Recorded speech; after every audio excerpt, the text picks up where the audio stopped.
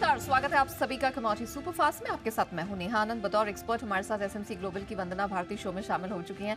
वंदना जी, good afternoon, बहुत स्वागत है। पहले तो कच्चे तेल पे फोकस कर लेते हैं, क्योंकि कहां कच्चा तेल 2 हफ्ते के हाईस पे चला गया था। लग रहा था कि अब $80 शायद फिर से छू के पार हो जाएगा, लेकिन टिका नहीं, वहां से गिरावट आ गई। क्या करना है?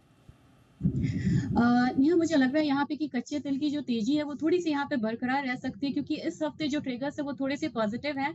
यहाँ पे कंज्यूमर कॉन्फिडेंस आना है यूएस से, वो पॉजिटिव आना है, और एक तो जीडीपी डेटा काफी इंपॉर्टेंट है यूएस का, वो भी यहाँ पे पॉजिटिव आना है, और डॉलर इंडेक्स में थोड़ी सी जो गिरावट है वो बनी हुई है।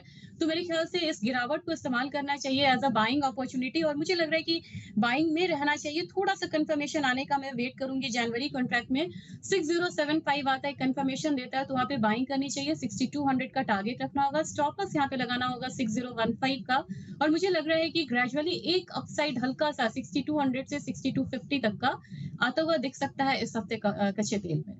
तो एक बहुत टाइट रेंज का छोटे दायरे का ट्रेड होगा, लेकिन आपको डिप्स पे कुछ खरीद का 200-250 पॉइंट्स की स्ट्रेंथ का फायदा जरूर मिलेगा। तो कारोबारियों के लिए एक बेहतरीन बेट यहां पर साबित हो रही है। अच्छा, मेटल्स ने फिर से कमबैक दिखाया है। जिंक, कॉपर, लेड प्राइमरीली थोड़े हरे निशान में ट्रेड कर रहे हैं। आपको क्या पसंद आ रहा है? एक कॉन्फिडेंस दिख रहा है बेस मेटल में, और आगे डेटा अच्छा है, तो मुझे लग रहा है कि एक अपसाइड यहाँ पे थोड़ा सा स्ट्रांग हो सकता है। पहली कमोडिटी मुझे यहाँ पे कॉपर लग रही है कि वो एक कमोडिटी यहाँ पे अच्छी हो सकती है, जो कि लीड कर रही है काउंटर को। दूसरा यहाँ पे मुझे लग रहा है कि जिंक में भी एक बाइंग जो है अपॉर्चुनिटी वो दिख सकता है। 724 के करीब यहाँ पे थोड़ा सा करेक्शन आता है, तो मैं यहाँ पे कॉपर खरीदने की सलाह दूंगी। 728 का टारगेट होगा, स्टॉप लॉस यहाँ पे 722 का लगाना होगा, और 730 से ऊपर की अगर क्लोजिंग होती है कॉपर में, तो मुझे लग रहा है कि फिर नेक्स्ट लेग ऑफ रैली जो है वो देखने को मिलेगा। दूसरी कमोडिटी जिंक है। जिंक पे मुझे लग रहा है 227.5 के करीब यहाँ पे खरीदना चाहिए। 230 का टारगेट रखना होगा, स्टॉप लॉस यहाँ पे स्ट्रिक्ट लगा के चलना होगा 226.5 का। ओके, कॉपर और जिंक आ रहा है पसंद। कुछ खरीदारी डेफिनेटली यहाँ की जा सकती है। एक व्यू मैं आपका गोल्ड पर भी चाहूंगी, क्योंकि बहुत स्ट्रगल कर रहा है ये $2050 के नीचे। मोमेंटम अभी क्लियर मिल नहीं रहा, और इस time this time of the year ऐसा टिपिकली देखने को मिलता भी है। गोल्ड में क्या राय बन रही है आपकी? जी नहीं, हाँ, करेंसी फ्लक्चुएशंस ने और परेशान कर रखा है जो खासकर एमसीएक्स के ट्रेडर्स हैं उनके लिए, क्योंकि लगातार हम लोगों ने 4 ट्रेडिंग सेशन अप्रिशिएशन आता हुआ देखा था। स्टीप यहाँ पे अप्रिशिएशन था आईएनआर में। 2 ट्रेडिंग सेशन से यहाँ पे हम लोगों ने देखा है कि फिर से डिप्रिशिएट हो रही है कमोडिटी में, करेंसी यहाँ पे डिप्रिशिएट हो रही है।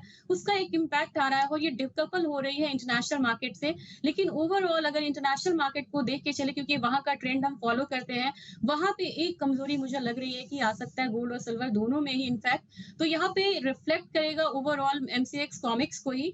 तो यहाँ पे सेलिंग की सलाह रहेगी। 62,250 के करीब यहाँ पे सेलिंग इनिशिएट करना चाहिए। छोटा टारगेट रखना होगा 62,100 का, स्टॉप लॉस लगाना होगा 62,325 का। साथ में मुझे लग रहा है कि सिल्वर में सेलिंग थोड़ा सा यहाँ भी आ सकता है, तो 74,400 के करीब एक सेलिंग रिकमेंडेशन रहेगी। 74,000 का टारगेट होगा, स्टॉप लॉस लगाना होगा 74,550 का। ऑलराइट, क्विकली मैं चाहूंगी मसालों पे आप व्यू दे दीजिए। अराइवल्स का समय है, बढ़ते चले जा रहे हैं हफ्ते दर हफ्ते अराइवल्स। उसका सीधा इम्पैक्ट जीरा, हल्दी, धनिया सब पे दिख रहा है। जीरा 1750 रुपए आज ही टूट चुका है। गोइंग फॉरवर्ड और कितनी गिरावट बची है? मुझे मेजर लग रहा है कि कंसोलिडेशन जो आएगा वो करीब करीब यहाँ पे 32,000 से 33,000 आएगा।